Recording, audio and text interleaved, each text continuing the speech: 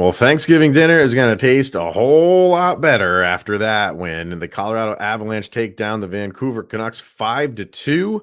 We will discuss that, and we will discuss maybe something we shouldn't be discussing, but it happened. What in the world went on with that Josh Manson penalty?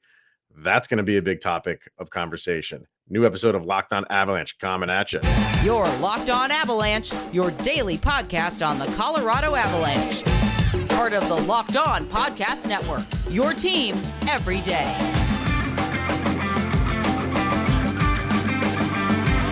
Happy Thanksgiving, everybody. Welcome to the Locked On Avalanche podcast. We're part of the Locked On Podcast Network, your team every day. I am your host, Chris Maselli. With me, as always, Mr. Shaggy Von Doom, Kyle Sullivan.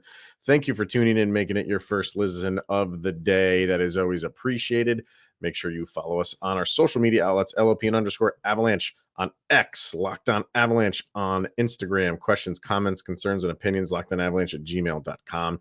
And follow us on our YouTube channel. Over on YouTube, hit subscribe, get notified when a new show goes live, and make sure you are subscribed to our subtext.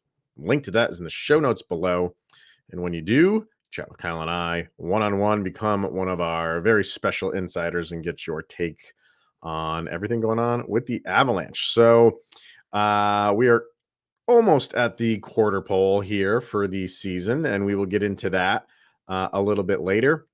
I'm going to start with this game, though, because it was a big game in a couple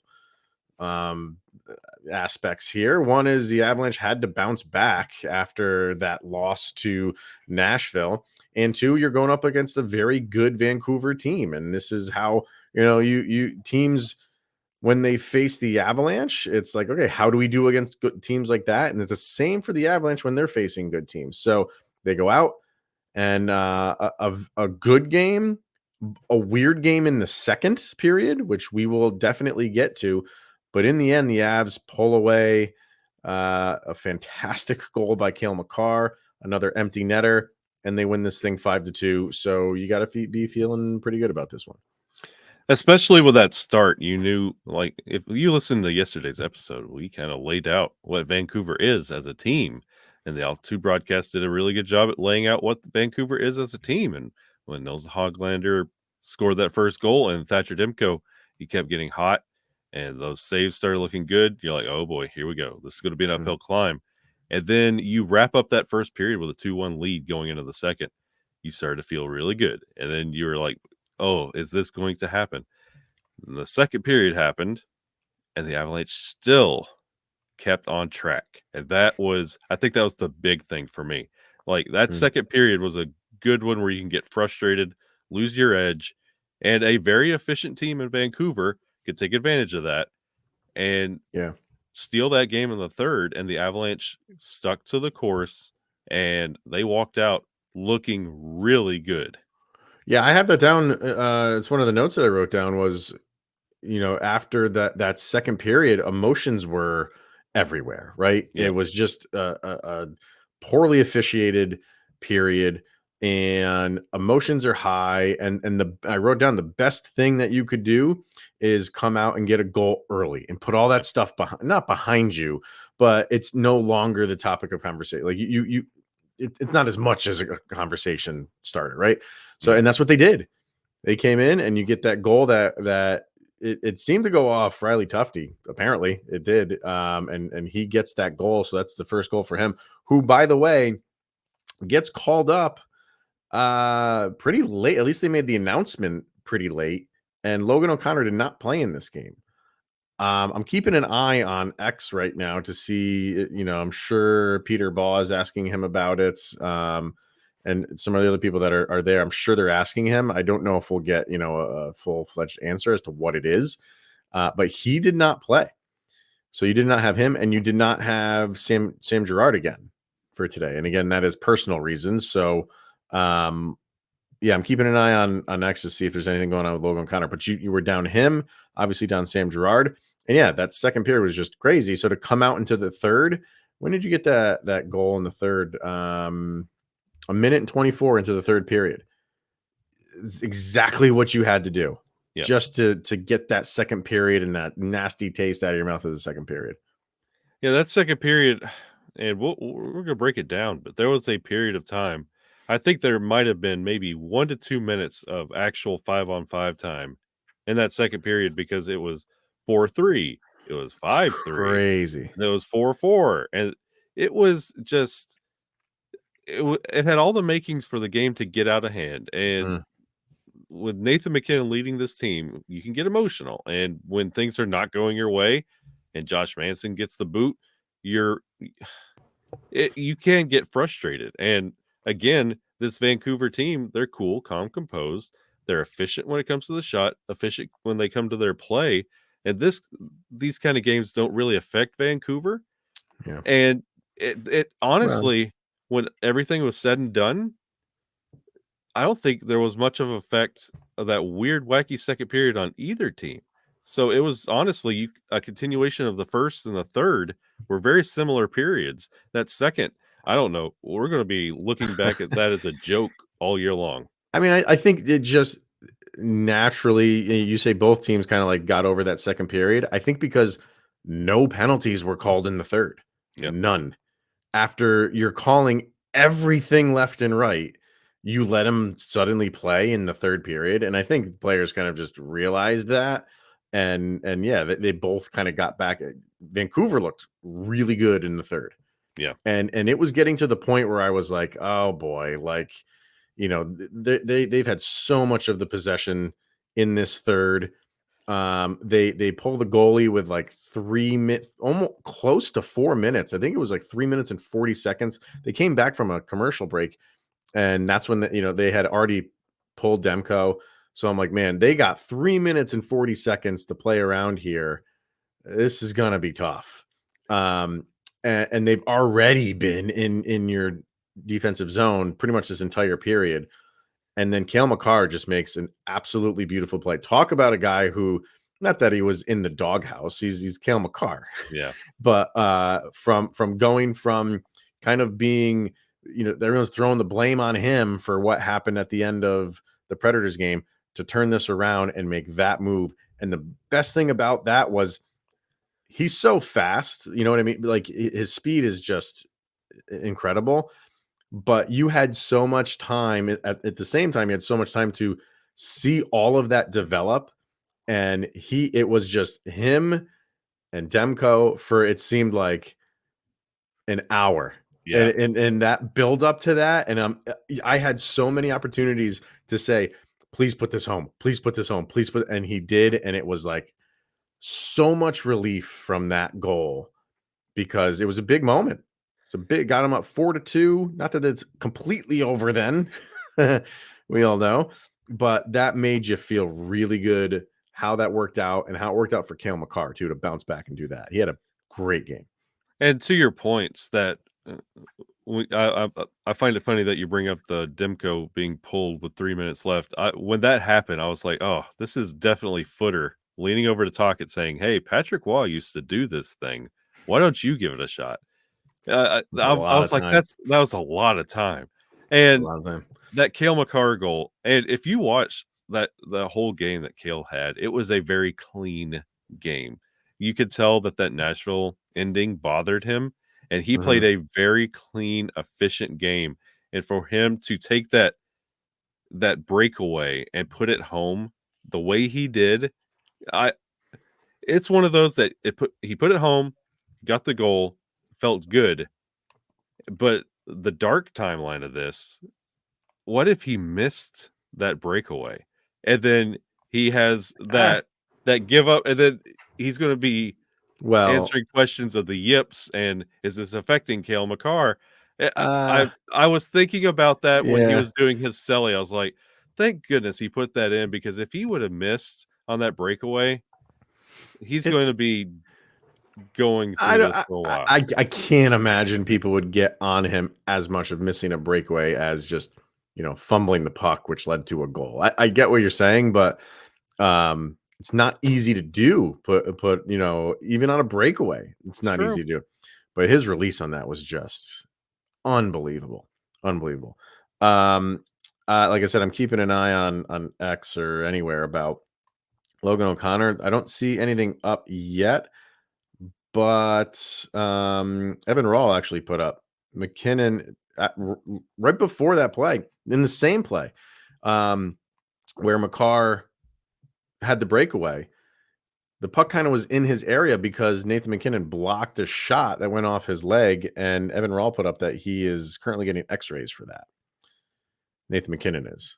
So could be a precautionary thing or who knows, but something to keep an eye on, because again, like, even if it's nothing, if it's bad enough where he had to go get x-rays, and you're not playing tomorrow, maybe whatever I think it was on the ankle or the foot, maybe that tightens up a little bit with a day off. I don't know. So we'll have to keep an eye on that. Chris, why did you have to mention? Everybody is watching and Hey, listening to man. this episode, eating Thanksgiving dinner, and everybody Yeah. just kind of like, ooh, I thanks. just keep it real, man. I got it. People need the info. People need the info. So let's I was know. expecting more, but I think there would be more LOC comments if that second period didn't happen, because I feel like Bednar will be approached a lot about what he thought in his comments on that second period officiating, especially like the stark contrast. And the Avs did walk away 1 for 4 on the power play and a perfect penalty kill Yeah. through all that chaos in the second period. So I'm interested to see what Bednar would have to say about Well, that. there's so many like what ifs. Everything went the way of the Avalanche, right? Yep. With the Cale Makar breakaway, putting it home gives you the 2-goal lead. You get the victory, obviously, and the whole Josh Manson thing in the end didn't come back to hurt you because you obviously didn't lose the game. But there's a lot of what if all that stuff. What if the game did turn, and you there's things happen out on the ice where you're like, because Josh Manson I thought he was playing a pretty good game up until then. He was, fighting for pucks. He's hitting people, like he's doing his job. And you take that away from them for half of the game. Yeah, but I'm just happy that we're not playing that what if game. But Yep. let's talk about that. Let's talk about that second period, and specifically that Josh Manson mess. Yeah. We're going to talk about that, and we're going to talk about that next. But first, we are going to hear from, I had the wrong one up. We are going to hear from Game Time and the Game Time app, because you shouldn't have to worry when you are buying tickets to your next big event. And Game Time is the fast and easy way to buy tickets for all the sports, music, comedy, and theater events near you, with killer last-minute deals, all-in pricing, views from your seat, and their best price guarantee. Game Time takes the guesswork out of buying tickets. Kyle and I talk about it all the time. Some of the favorite things that we love about Game Time: the view from your seats, cannot beat it. And the way that they incorporate it into the app, it's just easy to scroll, and the view from the seats is right there. You don't have to click into the section and then click into the seat to see the view. It's right there. So if you don't like it, you just keep scrolling by until you find the one that you do like. And they have tickets, deals right on tickets right up until the start of the event, even an hour before it starts.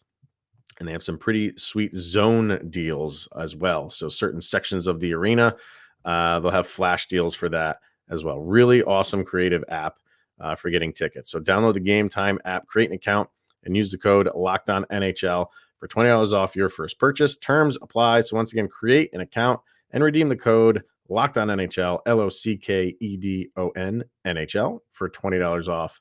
Download Game Time today. Last minute tickets, the lowest price guaranteed.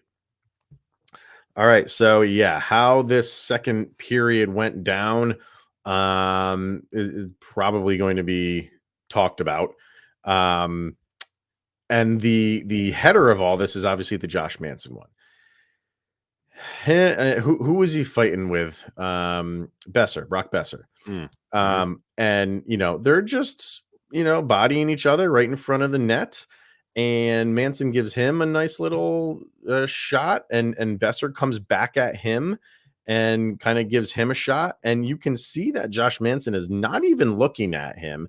He's not even extending his arms, and because Manson's taller than Besser, his stick gets into his face. It is not he didn't smash his stick into his face. It's a penalty.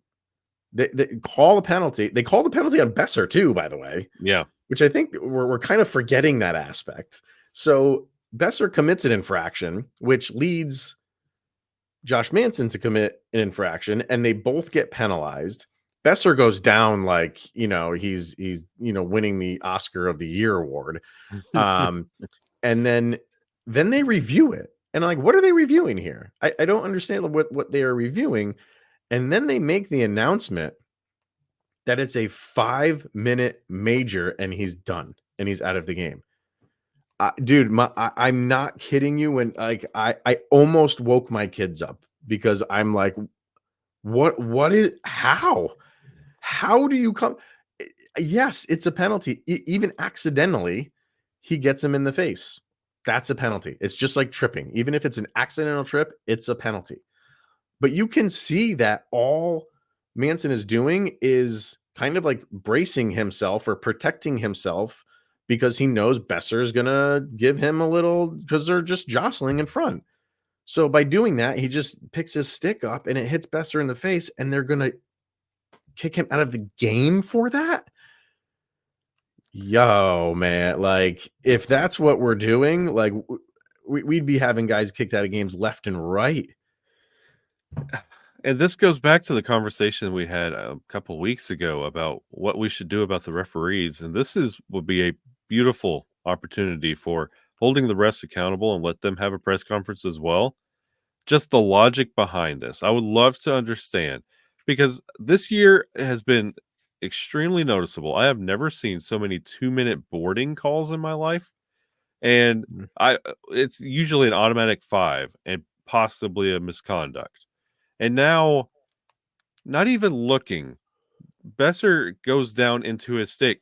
By the way, the motion of him going down into his stick is because he was slashing down on Manson's hands, and Manson, after getting slashed down, pulls his stick up and then catches Besser in the face. Besser's going towards him. He's going towards him. Because Besser was slamming down on Manson's hands, so that motion is taking him forward, and Manson brings his hands up and catches the motion. And I don't understand where any of that constitutes a game misconduct. No.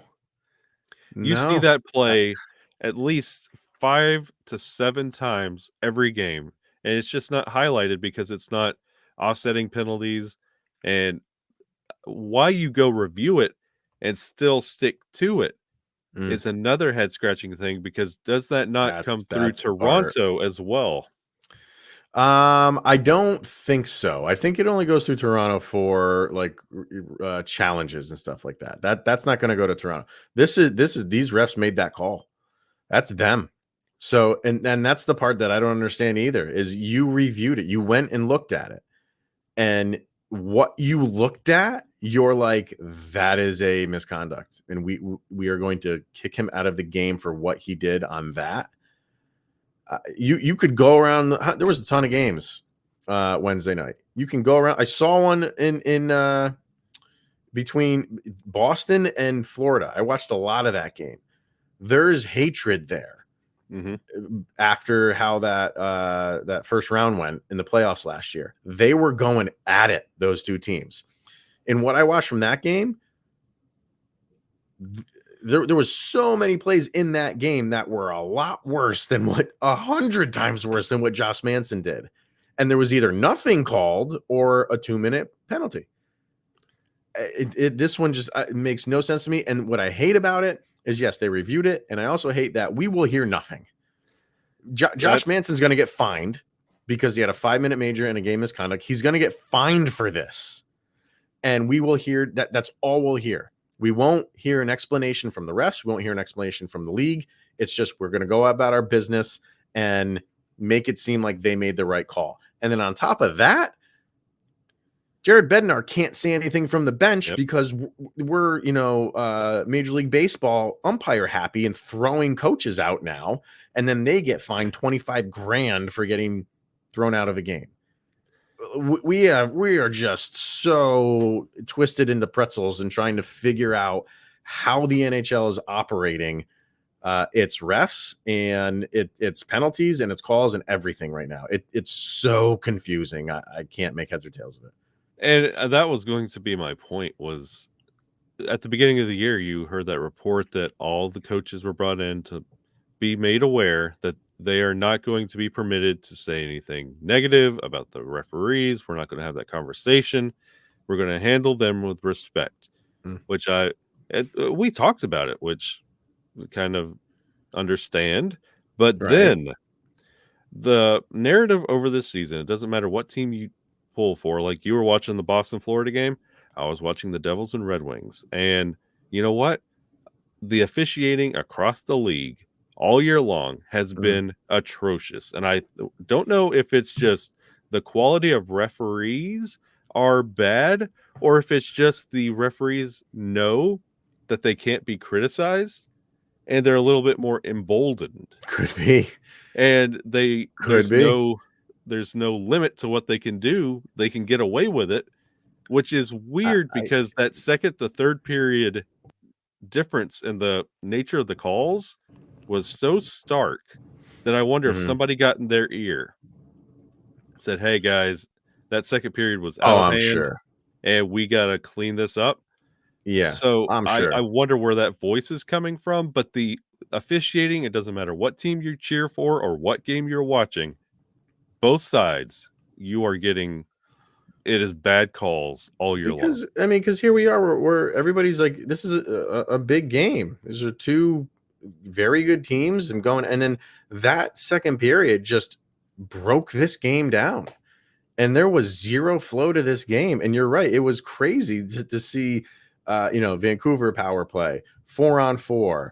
Avs had a 4-on-3 at one point for like 13 seconds, and then it's back to 5-on-4, and then it was crazy. And I think something. I'm sure they get talked to during intermissions, and um, I'm amazed they swallowed the whistle as much as they did in the third. I didn't really see anything egregious either. So, I mean, there wasn't really anything much in the call, but you're calling literally everything, Yeah. everything. And then you go and do that. And you might be right. I mean, they're always emboldened because they don't have to answer for anything. They don't have to do a press conference. They have to answer to, who's their superiors and stuff like that. But that one is just that one will go down as a horrible, horrible call. Not that it was a penalty, that you looked at it and decided that it was a major. That's one of the worst ones I've seen in a really, really long time. And I honestly will go as far as saying something needs to be done about officiating as a whole and the quality of officiating in the league. Like it's been enough to where we could get by, but that second period coupled with nothing in the third, like that's a part of the game as you play to the refs. If they're going to call it tight, you play to that. If they're going to call it loose, you play to that and adjust as well. And if you're going to call whatever that second period was and then follow it up with a very quiet third, there has to be consistency. You have to back up these calls and they have to be quality. I have no problem if these calls you could look at them and say, "Yep, I completely agree. Man, that sucks for us, but yes, that was a call on us." But you can't do that anymore. And it's really, really bad. And I don't think this could carry over to the playoffs because this is a huge Can you imagine stinking that? issue. Can you imagine that if they called that during a playoff game? It wouldn't matter what number of game, but imagine if it was like a game 7 or something like that, and you're going to make that call. Yeah. You set the precedent now. You've said it. So if you don't, like I said, you can go around the league right now, and I hope the Avalanche do this and start saying like, this happened in this game, same day, nothing was called. What is going on here? Like, why did he get that infraction? And I can point out, I can give you a list. I can send you a list of videos, send it to the league office and be like, nothing happened on these plays, or it was just a penalty and that was it. Makes zero sense to me. Makes absolutely no sense to me. So, but we'll see. I mean, like I said, he's probably going to get fined, which is a joke. It's an absolute joke. So, I don't want to take it away from the good that happened in this game, which obviously the Avalanche won. Over on subtext, We have Madam Battleaxe. She said, "What an amazing game! What happened with Manson? Super lost on the rules now." Yeah, we're right there with you. What's going on with Logan O'Connor? Did I miss something? No, we don't really know right now. Penalty kill is going well. Have to stay out of the box. I agree with you, but kind of this one was a little bit weird. Dodged a lot of bullets. Georgiev was definitely working it. Yeah, he had a good game. Yeah, he did. He had a really, really good game. She says she's proud of them. Great game. Keep it going. And a happy Thanksgiving. And then James says, this may sound like I'm looking down on this, but with Thanksgiving tomorrow, all I have to say is I'm grateful for the great start to the season so far. Grateful for you and I and the wonderful work that we put into this, and that it gives us a great place to come together as Avs fans. Go Avs, go! Absolutely, James. James, you're not going to make me cry in front of everybody. Browning points get you everywhere, James. So You betcha. All right, so I just want to run through some stats here, and then just kind of touch on, like I said, we're almost at the quarter mark here, and where the Avs sit and how we feel about that. But first, we are going to hear from FanDuel, and America's #1 sports book. That is FanDuel. So you can score early this NFL season with FanDuel, because right now new customers can get $150 in bonus bets with any $5 winning money line bet. That's $150 if your team wins. So if you've been thinking about joining FanDuel, there's no better time to get in on the action. What are we thinking for Turkey Day, Kyle? We got some good matchups for Thanksgiving, or what? You know what? It's great to see Detroit having a great season. And that's who I was going to say, let's put some action on the Detroit Lions, and they're going to have the John Madden patch. So, oh, really? They are. All right. So there's your $5 money line. Why not throw it on Detroit? We don't get to say that a lot for Turkey Day. And take those winnings and pay Josh Manson's fine. Yeah, go fund me. The app is super easy to use. There's a wide range of betting options, including spreads, player props, over-under, so much more. So visit FanDuel.com/lockedon and get this NFL season kicked off. And FanDuel is the official partner of the NFL. I just want to go through some stats, because if I do not give Jonathan Drouin some shine here, I might not get another opportunity. So dude had 2 points all in the first period. I mean, he was on his way to a 6-point game after the first, but I thought he looked good. I thought this was easily probably his best game. That's not saying a ton, but he looked a little bit more comfortable out there. So I want to see what his why can't I find him here? Do they not? Oh, here he is. Wow. He only had 13 minutes and 42 seconds of ice time. Yeah, they did more of that same shift that you saw in the Dallas game, where they were rolling that fourth line a lot. They started out with the fourth line. They've done that a couple games in a row now, where they'll start them on the fourth line. But man, so Kiviranta had 14 minutes, 22 seconds. Olofsson had 13 minutes and 50 seconds. Cogliano 12:24. And then Tufte was the only member under 10 minutes. He was, yeah. And then Colton had 11:42. Wood had 13:20. Tatar had 10:40. So I'm liking that. Well, actually, Josh Manson, well, he doesn't count. He had 9 minutes, 38 seconds. We're not going to help it. Yeah. But they've been doing a better job of rolling lines. Yeah. This is we're not just leaving the top line out here to do everything. Even when you're down, like you were against Dallas.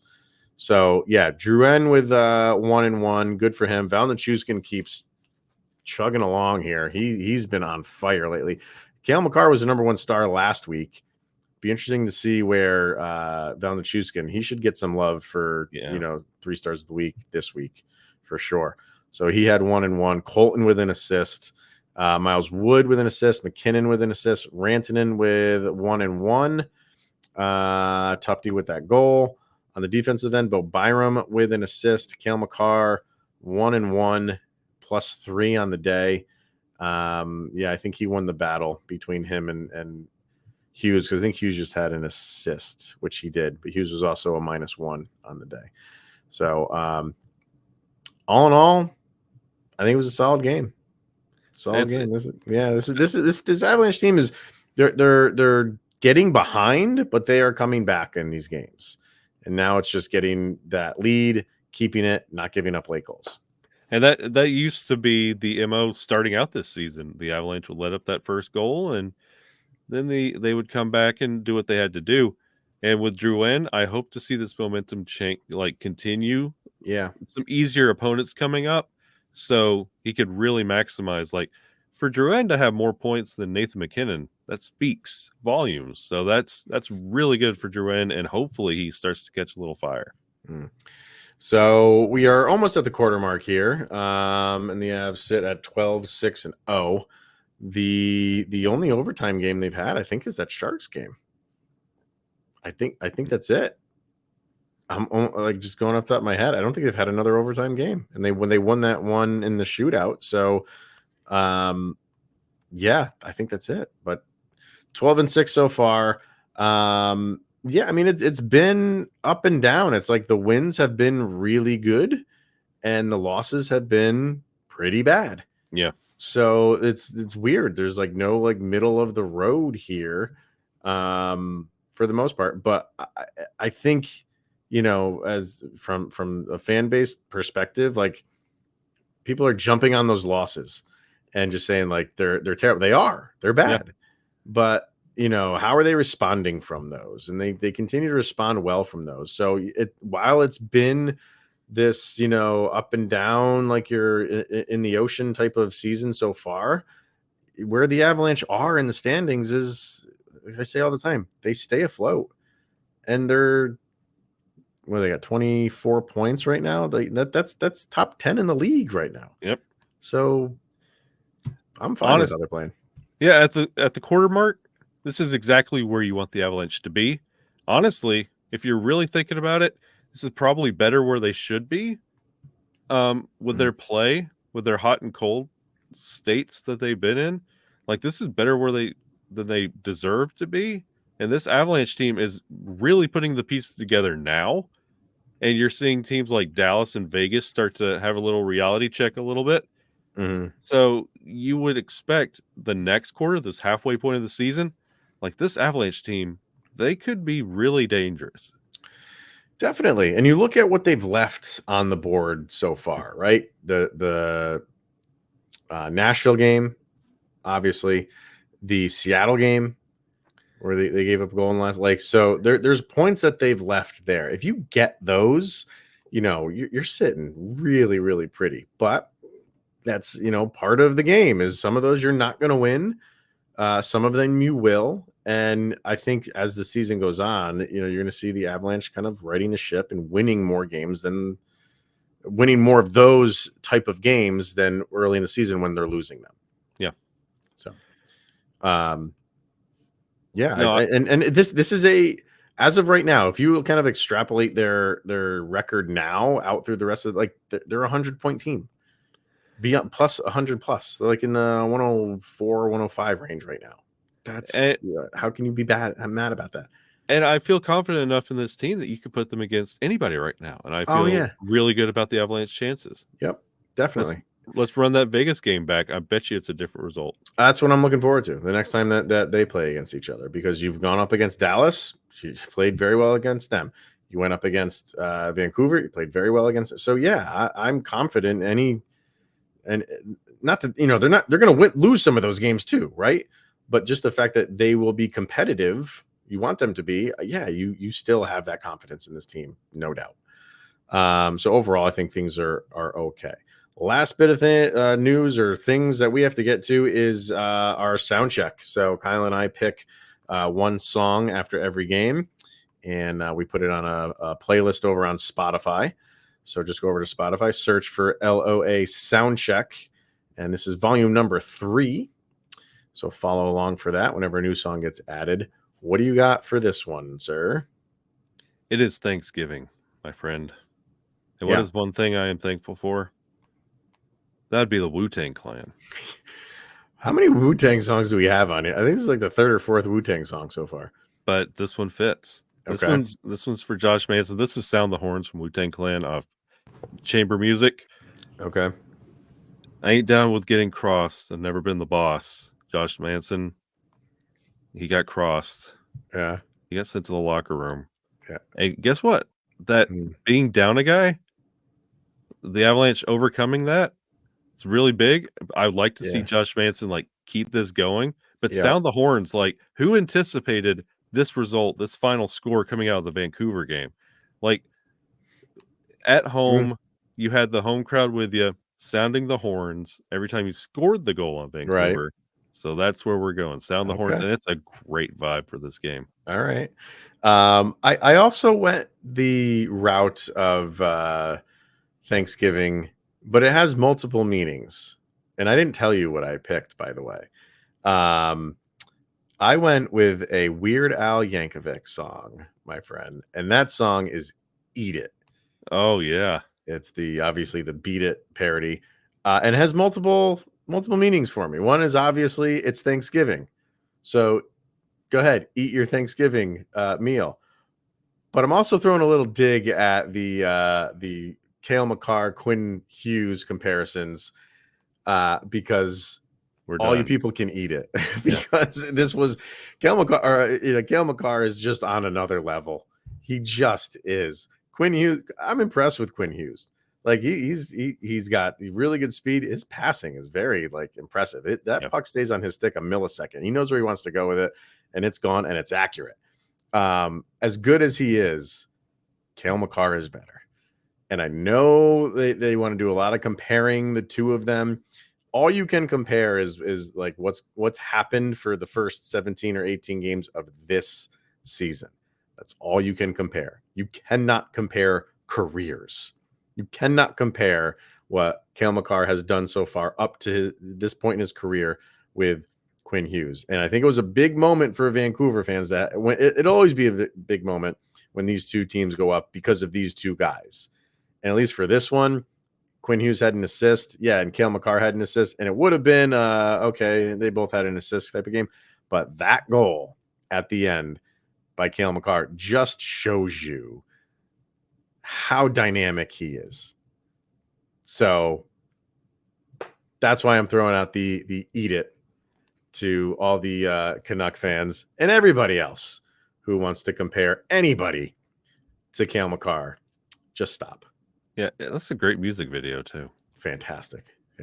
So, all right, that is going to wrap it up for today, and likely for this week. I think we will be eating our turkey and spending time with our families tomorrow. So, but the Avs do have a back-to-back on Friday and Saturday, so a lot to get to when we do return on Monday. But for now, that is going to wrap it up. Thank you, everybody, for tuning in, making this your first listen of the day, especially on this day where I'm sure everybody's busy getting things ready for Thanksgiving meal. So thank you for tuning in. It's really, really appreciated.